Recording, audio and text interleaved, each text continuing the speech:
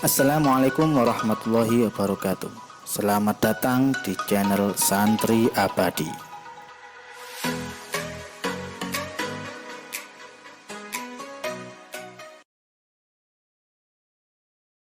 Assalamualaikum warahmatullahi wabarakatuh.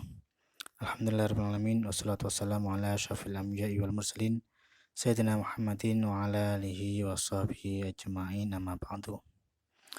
Alhamdulillah kita bisa berjumpa lagi dalam keadaan sehat walafiat. Semoga kita semua diberikan ilmu yang manfaat dan barokah. Pada kesempatan hari ini, materi yang akan kita bahas adalah bab ke-7 yang berhubungan dengan mandi. Mandi adalah meratakan air ke semua anggota badan, dari ujung rambut sampai ujung kaki, dengan niat khusus, yaitu niat untuk menghilangkan hadas besar, atau niat mandi Jumat, niat sunnah mandi Jumat, dan lain sebagainya. Hukum mandi yang pertama wajib, yaitu ketika mandi-mandi yang hukumnya sunnah dinadarkan. Nadar adalah mewajibkan sesuatu yang sunnah. Contohlah mandi Jumat. Mandi Jumat itu hukumnya sunnah.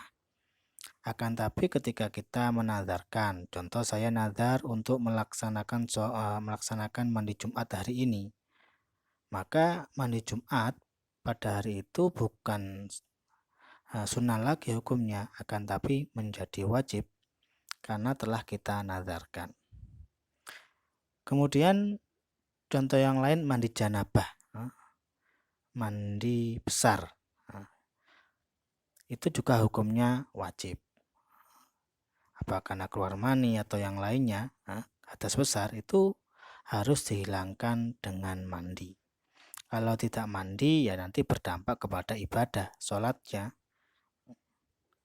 Yang kemudian hukum yang kedua, mubah. Mubah yaitu mandi dengan tujuan mendinginkan badan atau bersih-bersih. Mubah itu boleh dilakukan, boleh tidak dilakukan. Yaitu mandi dengan tujuan bersih-bersih atau cuma mendinginkan badan biar segar atau yang lainnya. Yang ketiga, hukumnya makruh. Makruh itu suatu yang seandainya ditinggalkan mendapatkan pahala, seandainya dikerjakan tidak masalah. Yaitu mandi dengan cara menyelam bagi orang yang sedang berpuasa. Karena orang yang menyelam itu kemungkinan besar bisa batal puasanya. Karena ketika kita menyelam, air kemungkinan bisa masuk ke kuping kita, bisa masuk ke tenggorokan kita, bisa masuk ke hidung kita. Sedangkan dari hal yang membatalkan puasa itu adalah sesuatu masuk pada lubang-lubang tersebut. Air masuk ke telinga kita bisa batal puasa kita. Masuk ke tenggorokan, masuk ke hidung bisa batal. Nah, dengan menyelam, itu seorang bisa berpotensi batal puasanya. Jadi hukumnya makruh. Seandainya ditinggalkan mendapatkan pahala, seandainya dilakukan tidak masalah. Tapi seandainya nanti dia itu menyelam, kupingnya kemasukan air atau dia menelan air, hidungnya kemasukan air, maka puasanya batal. Oleh karena itu hukumnya makruh, lebih baik tidak dilakukan. Dan yang perlu difahami, menyelam sama berendam itu beda. Kalau berendam itu kan biasanya setengah badan saja, kepala tidak ikut. Ini yang dimaksudkan menyelam itu ya dengan menenggelamkan kepala juga di dalam air. Itu maksud dari menyelam. Yang nomor 4, hukumnya sunnah. Mandi hukumnya sunnah, yaitu mandi Jumat, mandi hari raya, baik itu Idul Fitri, Idul Adha, dan lain sebagainya. Nanti ada disebutkan mandi sunnah. Nomor 5, mandi hukumnya haram, berdosa akan tetapi sah, yaitu mandi dengan air gosok atau curian. Contoh orang ingin menghilangkan hadas besarnya, kemudian dia mencari air punya temannya, menggunakan air punya temannya tanpa seizin teman tersebut, kemudian dia mandi, itu hadas besarnya hilang, akan tapi hukumnya haram. Itu. Atau dia ingin mandi Jumat, sunnah mandi Jumat, akan tapi karena dia nggak ada air, dia mengambil air temannya tanpa seizin teman tersebut. Itu hukumnya haram dan sah. Dalam artian dia juga mendapatkan kesunatan mandi Jumat, akan tapi haram. Ada juga haram dan tidak sah, yaitu mandinya perempuan yang sedang haid dengan niat mandi besar. Sedang haid atau sedang nifas, itu kok dia itu mandi dengan niat mandi besar, niat dengan mandi menghilangkan hadas besar, sedangkan dia masih haid, itu hukumnya haram dan tidak sah. Dihukumi haram karena dia telah bermain-main dengan ibadah. Dia tahu bahwa dengan dengan dalam keadaan masih haid, dia dengan mandi dengan niat hadas besar, itu hadas besarnya tidak akan hilang karena dia sedang haid.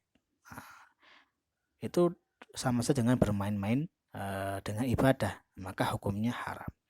Dan tidak sah ya karena memang haidnya masih belum berhenti.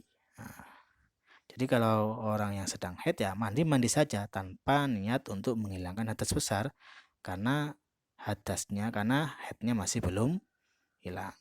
Kecuali nanti kalau haidnya sudah berhenti, nifasnya sudah berhenti, barulah dia itu mandi dengan niat menghilangkan hadas besar. Itu beberapa hukum mandi yang ada. Kemudian hal-hal yang mewajibkan mandi. Yang pertama, bertemunya dua kemaluan, yaitu berhubungan antara suami dan istri. Yang kedua, keluarnya mani. Ini juga mewajibkan seorang untuk mandi. Yang ketiga, mati. Mati itu karena orang yang meninggal tidak bisa mandi sendiri, ya. Kemudian beban kewajiban mandi ini diserahkan kepada mereka-mereka yang masih hidup. Itu. Seandainya tidak dimandikan, maka yang berdosa ya orang-orang yang hidup itu.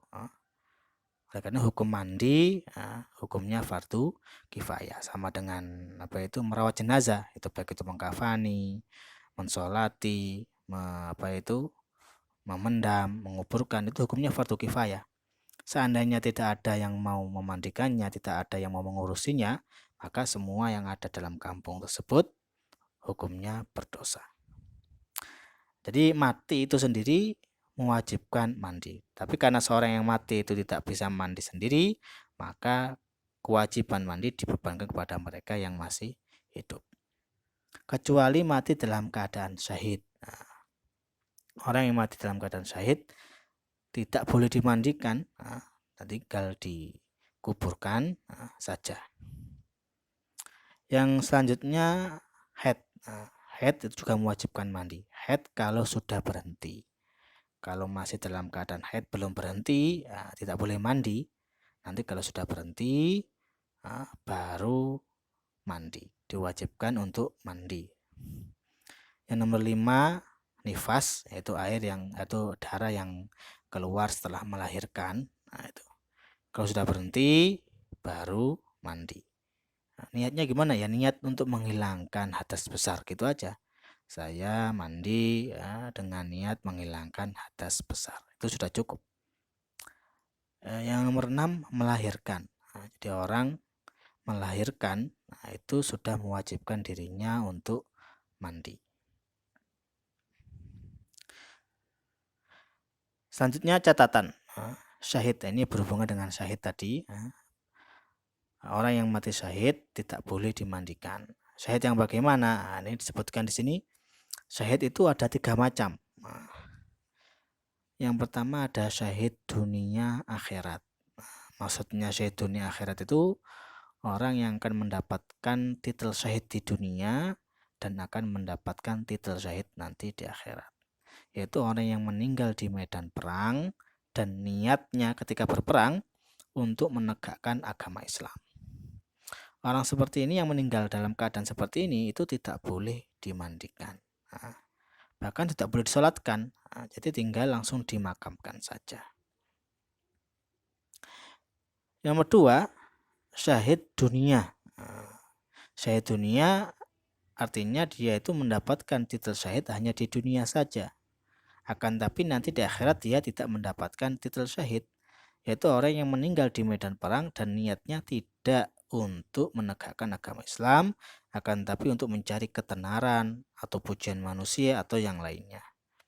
Nah, ini yang mengukur ini ya Allah Subhanahu wa Ta'ala. Ketika ada orang yang meninggal di medan perang, ya kita sebagai manusia ya menghukumi dia itu syahid gitu aja.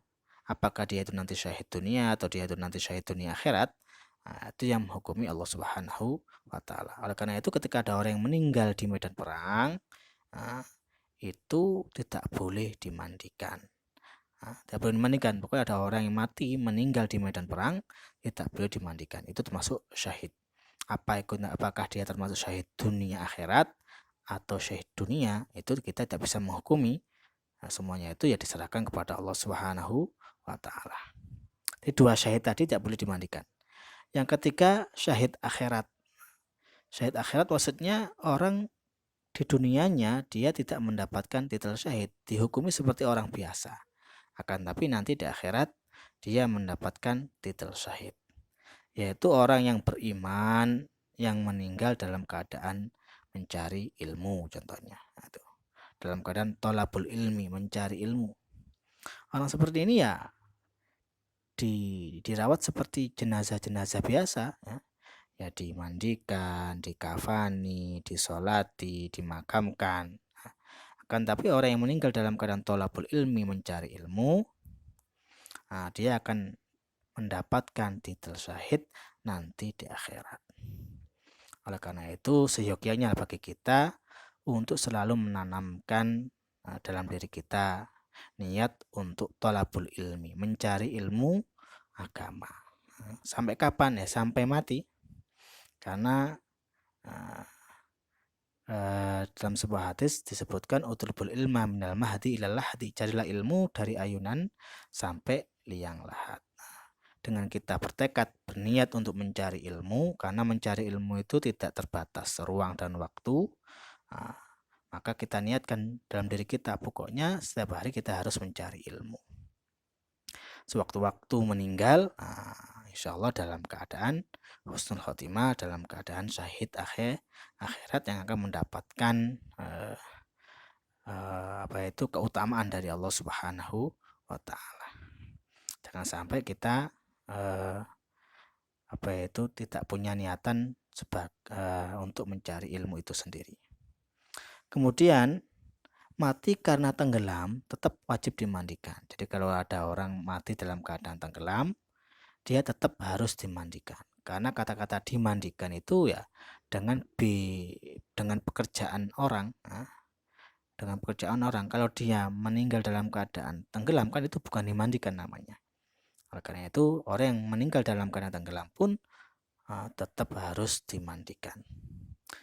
Selanjutnya mayit yang mengeluarkan mani tidak wajib dimandikan lagi.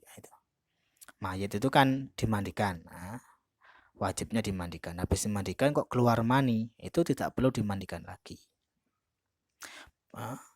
Beda kalau keluar mani kemudian hadas besar tidak. Jadi kalau mayit kalau sudah dimandikan kok keluar mani tidak perlu dimandikan lagi. Kemudian wanita yang sedang haid atau nifas tidak boleh mandi dengan niat mandi besar ya. Tadi itu yang hukum mandi tadi nomor 5 haram dan tidak sah. Kenapa? Karena tala'ub bil ibadah, karena dia itu bermain-main dengan ibadah. Tahu bahwa orang yang mandi dalam keadaan mandi besar, orang yang haid dengan niat mandi besar, sedang haid dengan niat mandi besar itu tidak sah. Kok dia mandi saja? Itu kan bermain-main namanya, hukumnya tidak sah. Kemudian orang yang junub,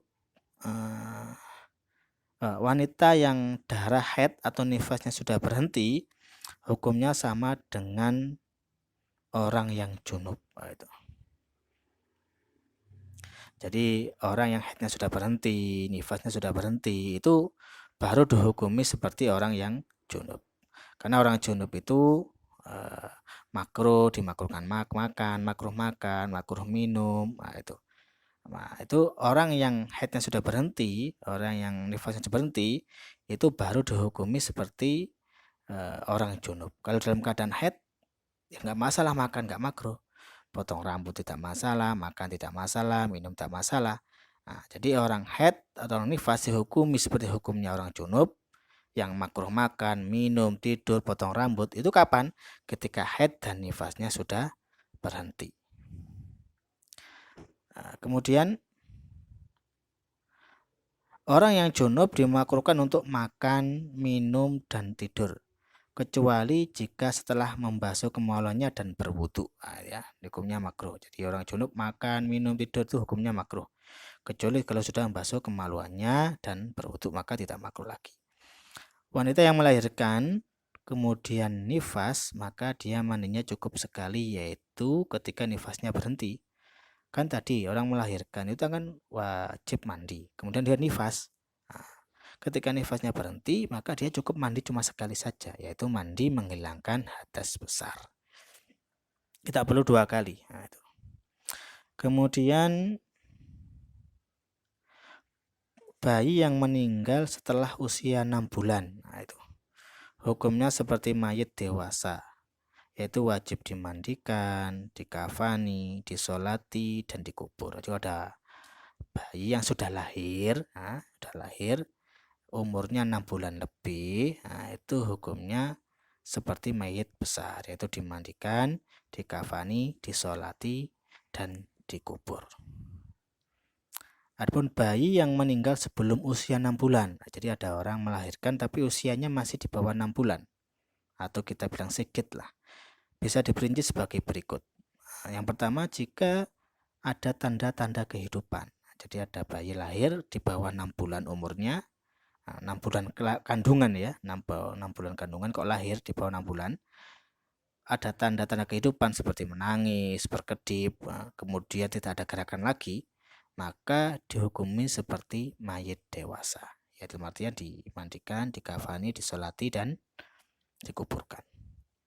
Jika tidak ada tanda-tanda kehidupan, akan tapi bentuk tubuh sudah berbentuk, ada tangan, ada mata, ada kaki, akan tapi tidak ada tanda-tanda kehidupan, tidak ada kedipan, tidak ada gerakan, tidak ada teriakan, maka hanya wajib dimandikan dan dikubur. Ya pasti dikafani ya, dimandikan, dikafani, dikubur. Tidak boleh disolati, haram untuk disolati. Jika ada bayi di bawah umurnya kandungannya di bawah 6 bulan, kalau lahir tanpa ada gerakan, ada tanda-tanda kehidupan, tapi bentuknya ada, tangannya ada, matanya ada, itu tidak boleh disolati. Jadi cuma dimandikan, dikafani, dan dikuburkan. Yang nomor 3, yang terakhir, jika bentuk tubuh masih belum berbentuk, cuma bentuk gumpalan saja, tidak ada tangan, mata, dan tidak ada, cuma berbentuk gumpalan saja, maka tidak diwajibkan apa-apa. Akan tapi disunnahkan untuk dikubur, ya buntel kain, kemudian dikubur. Itu untuk perincian bayi-bayi yang meninggal di bawah usia 6 bulan. Kalau di atas usia 6 bulan kandungan, kok lahir meninggal di atas 6 bulan, maka hukumnya seperti orang dewasa. Kalau di bawah 6 bulan usia kandungan, maka perinciannya seperti tadi.